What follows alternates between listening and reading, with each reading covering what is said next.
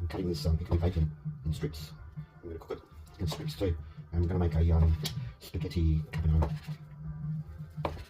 I normally use streaky bacon because the more fat you have, the better it tastes. I'll just use the whole, which is, that's what I've got here now. So I'm going to try to get this strip thing going. I'll get back to you later. So I'll cook it up. Okay, let's make some authentic parmesan cheese. Regina. It's expensive stuff. I think this costs about $23 Australian. But the proper Parmesan is so much better than the Parmesan that I make in Australia, which is not authentic. Grate quite a lot. This fish is so good at that. Don't get the pepper and the egg. And we're making spaghetti carbonara. So normally the streaky bacon a little more fat. You cook it until all the fat comes out of it. Alright, you don't chuck any of the fat out. That's just going to make the sauce, basically.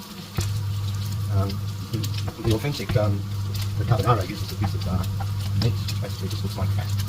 I